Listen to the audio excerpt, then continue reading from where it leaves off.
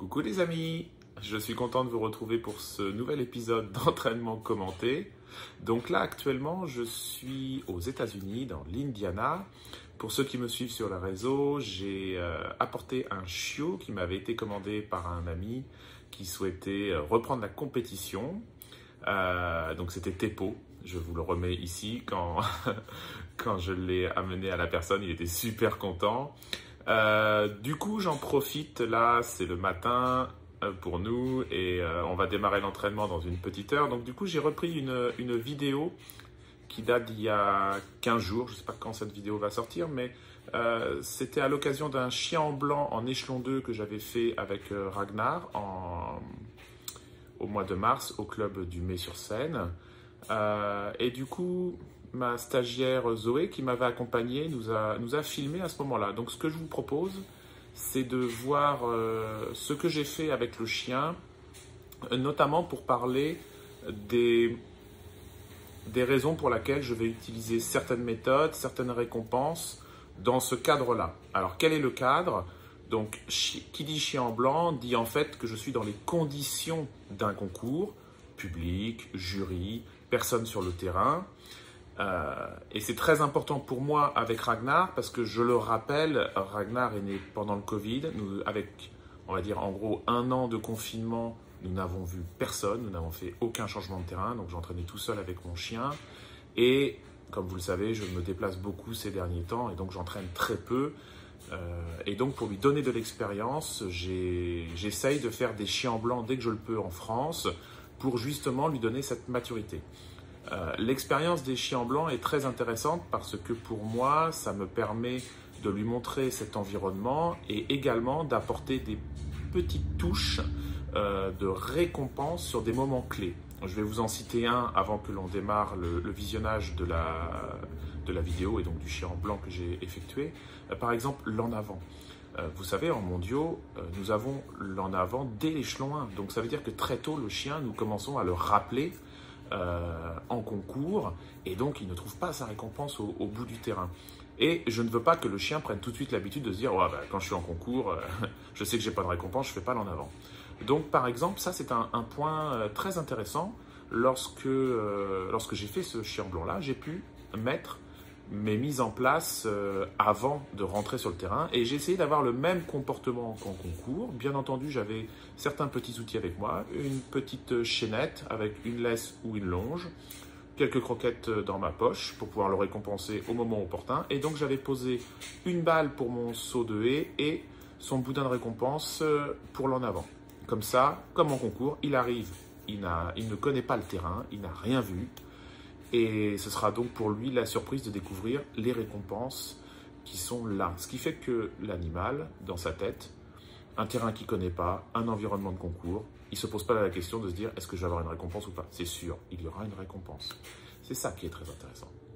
Allez, on démarre tout de suite. Donc, le premier exercice, démarrer par un rapport d'objet. Prémise en place et on va se mettre en place entre les deux arbres. Donc voilà un cas concret d'une situation que j'ai pas travaillé et l'intérêt de faire un chien blanc, c'est donc d'exposer le chien à quelque chose d'inconnu. C'était comme des saucisses attachées les unes derrière les autres, quelque chose d'assez classique en monduring. Là, la difficulté pour Ragnar, c'est qu'il y a les arbres qui vont le perturber pour revenir ramener l'objet. Vous allez voir, il fait le tour de l'arbre. C'est pas grave en soi, il trouve lui-même la solution. Voilà. Et c'est pour ça que vous voyez là, par exemple, je sors du cadre d'une conduite purement concours parce que je le caresse, parce que je veux le féliciter, faire un renforcement positif sur le fait qu'il est revenu se rapprocher de moi avec l'objet en bouche. Même si j'aurais préféré forcément qu'il revienne directement face à moi, c'est pas grave, c'est un détail que je travaillerai plus tard. Parce que ce qui est très important, c'est qu'il m'a ramené l'objet directement à moi. Enfin, pardon, pas directement, mais qu'il est revenu directement sur moi. C'était ça que je voulais récompenser. Lorsque vous faites un renforcement positif, vous renforcez au moment où vous avez ce que vous souhaitez. Vous ne faites pas des choses sur un temps différé. C'est vraiment sur l'instant. Donc moi, ce qui m'intéressait, par exemple, dans le cas du rapport d'objet, c'était que lorsque le chien était à mon contact avec l'objet en bouche et qu'il était assis, c'était ça que je voulais le récompenser. C'est pas grave s'il a fait le tour de l'arbre. Je sais même pas si c'est pénalisant mon enduring, pour être honnête. Peut-être de l'âger, j'en sais rien. Honnêtement, je m'en fiche. Je ne fais jamais, j'entraîne jamais mes chiens en fonction d'un règlement. J'entraîne mes chiens en fonction de ce que veut dire un exercice. Le rapport d'objet veut dire ramène l'objet. Point barre. C'est ça que je renforce. C'est ça que je veux que mon chien comprenne. Parce que les situations, par exemple en mondiaux, sont tellement différentes les unes des autres que vouloir avoir un look, une mise en place, avant même que le chien ait compris l'exercice, je pense que c'est contre-productif parce qu'au final, l'animal ne peut pas prendre lui-même les bonnes initiatives. Vous avez vu la suite en laisse, il n'y avait rien de particulier, j'ai conduit comme en concours. L'intérêt pour moi du changement de terrain, c'était que j'étais dans une situation avec des gens qui bougeaient sur le terrain, etc. Mon chien s'était bien comporté. Idem là, donc c'est le fameux en avant. Je fais exactement comme en concours, sur ma mise en place, sur tout. Et là, comme vous me voyez faire, c'est exactement ce que je ferais en concours. Terrain qu'il ne connaît pas, j'envoie mon chien. Et il est parti parfaitement droit. Il aurait eu parfait à l'en avant. Et donc là, pour le coup, la seule petite différence, c'est que je le laisse aller jusqu'au bout de terrain, prendre sa récompense. Et une fois qu'il prend sa récompense, là, vous pouvez me voir, je suis hors contexte concours, je veux dire dans ma conduite. Parce que en concours, je leur ai rappelé. Là, je laisse prendre le boudin. Donc après, je peux faire ce que je veux, en fait. Donc c'est pour ça que je le récompense. Vous m'avez vu bouger une jambe. Je bouge la jambe uniquement pour lui dire viens face à moi. Je veux pas que tu te mettes au pied. Voilà. Petite astuce improvisée comme ça sur l'instant. Là, un autre point intéressant pour moi, c'est l'exercice des positions que nous allons effectuer. Parce que c'est un exercice que j'ai un peu bâclé, je l'avoue. Lorsque j'avais voulu faire mon premier échelon 1, je m'étais dépêché de faire l'exercice, j'étais en retard. Et du coup, vous allez voir, les positions ne sont pas très belles, il va falloir que j'en prenne ça, notamment sur mon debout, parce qu'il a tendance à avancer à chaque fois d'un pas. Je ne lui ai pas appris à bien reculer son bassin sur le debout, c'est totalement de ma faute. Là, ce qui est très intéressant, c'est qu'en fait, on ne le voit pas, mais derrière la cachette, c'est pour ça que je suis obligé de répéter une deuxième fois le assis, la bâche se met à bouger, à vibrer avec le vent, et du coup, ça distrait mon chien. Et voilà, une situation de concours que, par exemple, je n'ai pas à l'entraînement, et ça me permet de travailler mon chien justement dans ce genre de situation. Et ça, c'est tout l'intérêt des chiens en blanc, c'est de se mettre dans des situations où l'animal, en fait, est dans un contexte qu'il ne voit pas à l'entraînement. Attention, je ne dis pas que les chiens blancs sont bien pour tous les chiens, notamment les chiens excessifs, parce que vous êtes quand même limité sur la possibilité d'intervenir sur votre animal. Donc, pour moi, le chien blanc avec Ragnar est parfait parce que je n'ai pas de soucis, on va dire, de tarde à lâcher, de chien excessif. Non, moi, mon chien, il est très bien. J'en suis content. C'est juste que, à cause du confinement, pendant 1 an, il n'a rien vu. Donc, il a eu très peu d'exposition. Et en fait, il est facilement distrait. Il se pose des questions. Pourquoi ça bouge? Pourquoi il y a du monde? Des choses comme ça. Malheureusement, j'hérite de ce problème du confinement. Et ça me crée une difficulté assez importante, notamment pour le monduring. Et c'est pour ça que sur le refus d'appât, et là, maintenant, l'absence, en fait, j'ai ma longe, par exemple. Alors, ça ne se voit pas très bien parce qu'on a filmé de loin et en point fixe. Mais par exemple, là, sur l'absence, comme je ne sais pas, avec le chien blanc, quelle sera la distraction, j'ai mis ma petite longe au cas où. Je ne l'utilise pas. Je l'ai au cas où si je dois rassurer mon chien. Parce que vous savez, je travaille sous tension l'absence pour obliger le chien à se plaquer au sol, par exemple sur la position couchée, ou à s'ancrer lorsque c'est sur la position assise, pour qu'il se concentre sur la position et non pas à chercher d'où va venir la distraction ou la surprise. Je l'oblige à se concentrer sur sa position. Bon, là, la distraction était assez facile, donc c'est pour ça que du coup, bon, j'étais pas allé dans la cachette parce que ma longe ne fait que 10 mètres, hein, elle fait pas 50 mètres. Et du coup, je me suis accroupi pour juste disparaître de sa vision et le laisser gérer lui-même ce petit stress. Parce qu'en fait, pour Ragnar, c'est un stress de se retrouver seul avec des inconnus, comme là sur le terrain, au milieu de nulle part, un endroit qu'il ne connaît pas.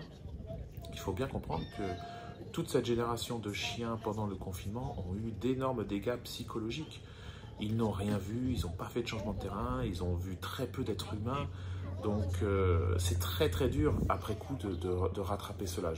Vraiment, j'hérite d'un problème, je ne sais pas si je vais être capable de le retirer. Mais bon, justement, c'est pour ça que je fais des chiens en blanc et que j'y vais progressivement. Contrairement à Hot Dog où à cet âge-là, oui, je faisais déjà des championnats du monde et j'étais prêt pour le 3.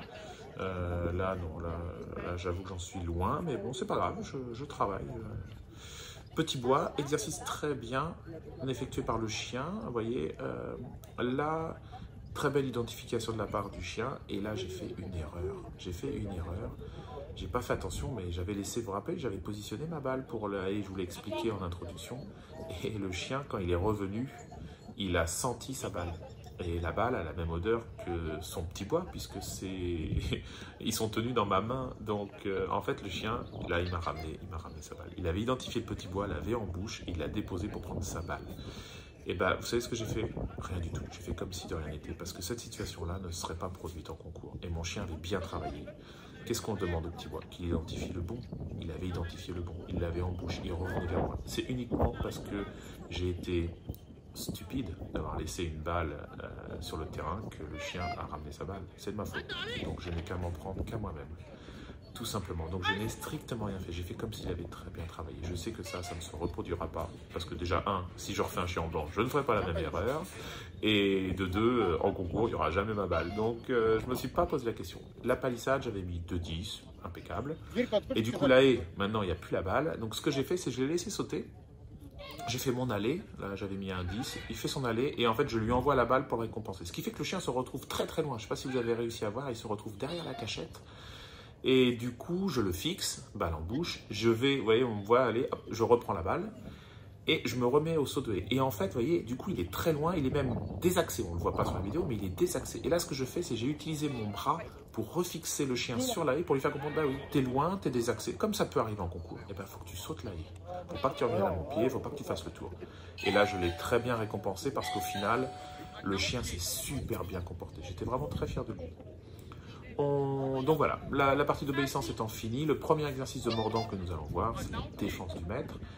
Juste pour finir le débrief sur la partie obéissance, le chien, en fait, j'ai eu exactement ce que je voulais. Tout n'était pas parfait, forcément, c'est un jeune chien, il est encore en cours d'apprentissage. Comme vous le savez, je n'ai effectué pour l'instant qu'un échelon 1 avec lui en monduring, donc je vais bientôt faire mon échelon 2 au mois d'avril, au concours d'Écouen. Donc, message à tous les copains qui vont venir, ou tous ceux qui souhaitent venir nous rencontrer. Nous serons donc à Écouen au mois d'avril. Je vous invite tous à venir, c'est un super concours, ils sont tous super sympas, l'équipe d'Écouen est super sympa. Donc venez tous, venez tous. Donc voilà, donc c'est pour ça que je fais un chien en blanc en deux. En fait, j'essaye de faire un chien en blanc, l'échelon d'après. Comme ça, je vois si je suis prêt pour que dès que j'ai mon échelon 1, mon deuxième échelon 1 d'effectuer, si je vais pouvoir enchaîner sur un échelon 2 en compétition. Voilà, fini l'aparté. Donc je reviens sur la défense. Là, j'avais juste mis ma petite laisse au cas où, et j'en ai pas eu besoin. En fait, le chien s'est très bien comporté sur ce scénario, malgré sa faible expérience, tout simplement parce que je travaille sur les deux programmes, ring français et monduring. Et c'est vrai que ces derniers temps, j'étais plutôt axé, comme je n'avais qu'un seul homme d'attaque, à travailler ma défense de ring, et pas du tout celle de mondio. Donc voilà, l'échelon 2 en blanc que j'ai effectué était pour moi l'occasion de voir si le chien avait bien compris. Et en fait, toute la partie scénario de la défense, le chien s'est très bien comporté, il s'est bien positionné. J'étais assez content. Finalement, il avait la laisse, mais je ne l'ai absolument pas utilisé, donc j'étais comme en concours. La seule petite chose, c'est qu'il n'a pas compris au moment de l'agression. En fait, il a regardé, on ne le voit pas malheureusement parce que c'est derrière la cachette, mais à l'agression, il regardait l'autre homme d'attaque. Et comme vous avez vu, j'avais un fusil dans les bras en l'air. Au moment de l'agression, en fait, quand il a entendu le clap et qu'il s'est retourné, il a voulu attraper le fusil. Je sais pas, est-ce qu'il a cru que c'était un boudin, je sais pas. Et bon, l'avantage, c'est que c'était un chien blanc, donc l'homme d'attaque, par gentillesse, a refait une agression pour lui expliquer. Le chien s'est bien comporté, a bien défendu, donc voilà. Encore une fois, voilà un exemple positif du chien en blanc, c'est que ça me met en situation et l'animal, en fait, on peut lui expliquer des choses dans cette situation-là. Et puis le reste de la défense était parfaite, le temps de mordant était bon, la cessation était bonne, le retour au pied était bon. On a enchaîné ensuite sur 3 attaques. Ces 3 attaques-là, tout s'est bien passé. Ce qui est intéressant pour moi, outre le fait qu'il passait sur des zones d'attaque différents, des obstacles différents, des accessoires différents, comme là c'est une espèce de cerf-volant, je sais pas, le chien très bien comprendre. Ce qui est très intéressant, c'est de travailler le renforcement positif sur mes rappels. Donc vous allez voir sur les 3 attaques, je vais avoir donc mon rappel classique de concours, où j'ai les mains en porte-voix avec le sifflet et où je suis immobile, hein, comme là vous me voyez. Et de temps en temps, je récompense. Donc cette attaque-là, je l'ai récompensée. Et en fait, vous voyez, je ne fais aucun mouvement. La balle était cachée sous mon aisselle pendant le mordant. Ce qui fait qu'une fois que le chien est en place, que le juge fait les 2 coups de trompette, tac, je libère la balle. Je libère la balle, le chien ne voit rien, elle tombe comme par magie. Et ça, c'est super parce que le chien, en fait, il n'y a aucun élément qui lui fait savoir à l'avance s'il y aura une récompense ou pas. Elle tombe par magie. Le chien est bien en place, paf, renforcement positif, la balle tombe par magie. Et j'alterne. Là, il y a la première attaque, il y en avait une. Là, la deuxième attaque, c'est la fuyante. Le chien s'est très bien comporté. Et quand il revient, là, je suis immobile, il n'y aura pas de récompense. Voilà, j'y vais par transition. Un coup, il y a une récompense, un coup, il n'y a pas de récompense. Tout simplement parce que, vous savez, en concours, il n'y aura pas de récompense. Donc, il faut qu'ils sachent que des fois, il n'y a pas de récompense. C'est pas à l'entraînement, il y a des récompenses systématiques et en concours, il n'y en a jamais. Donc, je fais cette transition entre les deux. Là, sur l'attaque de face bâton avec obstacle, il me semble, on va voir ça après, qu'il y aura donc une récompense. Juste pour, voilà, par rapport aux attaques, il n'y avait rien de particulier, c'est juste donner du métier au chien, mais je sais que ça, c'est la grande force de Ragnar. Il rentre très fort, il a un très beau mordant, ça vraiment la partie mordante, elle est naturelle chez lui, il n'a pas eu besoin de travailler, il est vraiment super. Malgré sa faible expérience, son peu de vécu de changement d'homme d'attaque, il est vraiment super. Et puis quelle bouche aussi. Quand on le passe à l'entraînement, on se fait défoncer. Bref. Donc là, du coup, vous voyez, le rappel, je ne sais pas si on va bien voir. Je suis immobile, les 2 coups de poing du juge, et paf, je libère la balle. Et le chien, la balle, elle tombe par magie. Il n'y en avait pas eu avant, là, il y en a. J'entretiens toujours ce petit doute de se dire, le chien, il se dit toujours, je vais avoir ma récompense, je vais avoir ma récompense. Il ne se dit pas, oh, bah là, je sais que je ne l'aurai pas, ou je sais que je l'aurai. Non, j'entretiens ce doute-là. Donc, il est toujours demandeur vis-à-vis de moi et il revient toujours vers moi justement pour savoir est-ce que je vais l'avoir, est-ce que je vais l'avoir, est-ce que je vais l'avoir. Et c'est ça que j'entretiens tout au long de la carrière du chien pour être sûr que mon chien en concours, il soit exactement identique à l'entraînement. Là, dernier exercice, c'était la recherche et donc encore une fois, c'est tout l'intérêt pour moi du changement de terrain de ce chien en blanc, c'est que le chien ne connaît pas le terrain, je me mets dans la même situation qu'en concours et je le laisse totalement à son initiative. Alors Ragnar, lui, j'ai fait différemment de Hot Dog. Hot Dog, je l'avais mécanisé à faire des tours de terrain et j'ai eu des soucis parce que lorsque j'ai mélangé ring et monduring, ça m'a... Tant qu'il faisait que du monduring, j'avais pas eu de soucis, mais en ring, j'ai eu des soucis. Donc Ragnar, je l'ai laissé totalement à l'initiative. J'ai appris à le laisser juste chercher avec son nez et absolument aucune mécanique. Par exemple, vous savez, on apprend des fois à tourner autour du terrain, des choses comme ça. Rien du tout. Je l'envoie, c'est débrouille-toi. Et là, par exemple, j'étais très fier de lui. Il a vadrouillé et tac, il avait senti l'odeur de l'homme d'attaque. Il a remonté toute la piste comme ça. Et la cache était assez difficile pour un échelon 2. Je ne savais même pas où il était d'ailleurs, le mec, parce que moi j'étais caché. Et comme c'était le chien en blanc, je ne savais pas où il était. Et en fait, il y avait une bâche le long du périmètre du terrain. Et en fait, le chien devait passer la bâche pour aller trouver la cachette derrière. Et vraiment, il s'est bien comporté. Là, j'étais vraiment très fier. Donc ensuite, la conduite. Très belle conduite. Là, je ne sais pas si vous voyez très bien, mais vous voyez, il y a une première fuite hors obstacle. Dessus. C'est pareil, j'ai une très belle conduite, limite un petit peu excessive parce qu'il croit toujours qu'il y a une fuite. Donc il faut qu'il arrive à se canaliser pour ne pas mettre un petit coup d'anticipation. Il croit toujours que c'est une fuite. Là, son travail d'obstacle n'est pas trop mal malgré sa faible expérience. J'avoue, je n'ai pas très bien travaillé. Il cherche à comprendre. Vous voyez, ça, mon chien est mis en place derrière. Pour lui, j'avais fait comme ça. Je le sentais bien comme ça quand j'ai appris. Vous savez, j'ai pas de place prédéfinie. Je fais en fonction de ce que je ressens sur l'animal. Là, il était plutôt pas mal. Et j'ai fait une petite erreur. Parce que vous allez voir, donc sur le prochain franchissement d'obstacle de l'homme d'attaque, je vois que mon chien, en fait, il veut le retenir. Parce qu'il se doute qu'il va y avoir la fuite. Et en fait, je vois qu'il veut le pinceuter pour être sûr de ne pas prendre de mètres. Et moi, je lui dis non. Pour lui faire comprendre, non, ne mords pas. Mais vous voyez, au moment où je lui dis non, alors qu'il avait bien senti le coup, mon chien, au moment où je lui dis non, l'homme d'attaque il fuit. Donc en fait, là, il s'est pris quelques mètres uniquement par ma faute. C'est moi qui ai été stupide sur ce coup-là. Vraiment, je m'en veux pas parce que je m'en fiche, on ne joue pas des points en chien en blanc. Mais je me dis, je lui dis non alors qu'il a eu le bon instinct. Il aurait pu l'attraper dessus, c'est vraiment dommage. Et puis voilà, la troisième fuite là, hors obstacle, bon en général je prends pas de mètre là-dessus, donc là encore une fois j'avais pas pris de mètre. Et j'étais vraiment content du comportement de mon chien. Cessation de fin de parcours, vous voyez, moi je fais exactement comme mon concours. Il y aura le rappel. Je me rappelle plus trop ce qui s'est passé là. Hop, le chien revient vers moi. Exercice fini. Voilà. Bah là, j'ai juste donné une petite croquette, tout simplement. Donc voilà les amis. Vous voyez, c'était encore un exemple d'un entraînement. Je me suis mis en situation concours. Moi, je me suis comporté avec une conduite façon concours pour avoir le même langage. En fait, ce qu'il faut comprendre, c'est qu'on doit parler la même langue. Quand je dis la même langue, c'est que lorsque l'on entraîne ou lorsque l'on concourt, notre langage corporel, parce que l'animal regarde beaucoup votre body communication, vos mouvements de corps. Le chien, en fait, naturellement, regarde ça plus qu'il n'écoute votre voix. Donc, quand je dis parler le même langage, entraînement et concours, c'est-à-dire que j'essaye d'avoir, vous voyez, quand je rappelle, je suis comme ça, les mains en porte-voix, et je ne bouge pas.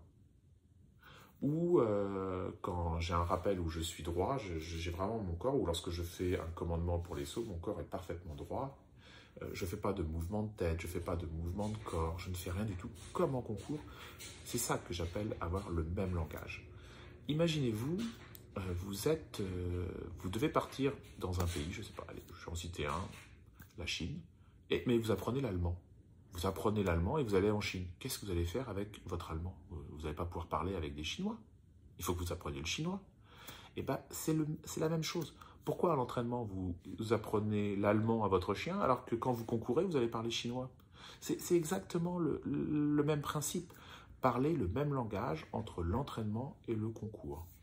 Ça ne veut pas dire ne pas faire de renforcement positif avec des récompenses ou avec des balles, ou même des fois corriger, parce que oui, on a le droit de reprendre son chien, de le corriger, bien entendu, en étant, comment dire, soft, dans le sens, on doit respecter l'animal, mais il faut aussi lui expliquer ce qu'il n'a pas le droit de faire. Il n'y a pas que les choses que l'on a le droit de faire, mais parler le même langage. Et je le rappelle encore une fois, l'animal regarde beaucoup votre langage corporel. Donc, surtout privilégier comment dire, le fait de ne pas bouger votre corps lorsque vous donnez vos commandements.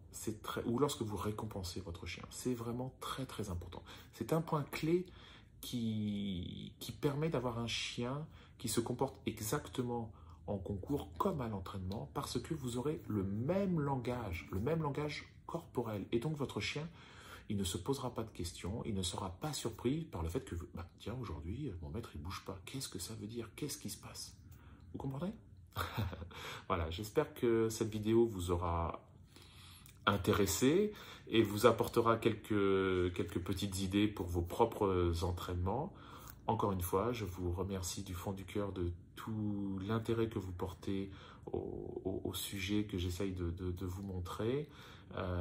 S'il vous plaît, si vous voulez nous aider, je vous invite à vous abonner à la chaîne, à liker les vidéos, enfin vous savez, tous ces trucs-là.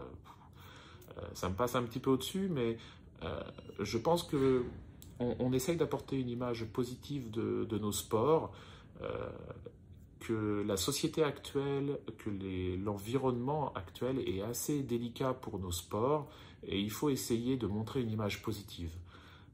Parce que ce serait vraiment dommage que nos sports s'arrêtent ou soient interdits. Donc voilà, s'il vous plaît, aidez-nous dans le partage de ce genre de contenu, parce que je pense modestement qu'il participe à véhiculer une bonne image de notre sport. Encore une fois, je vous souhaite le meilleur avec votre animal. Portez-vous bien, soyez bienveillants avec votre animal et je vous dis à bientôt.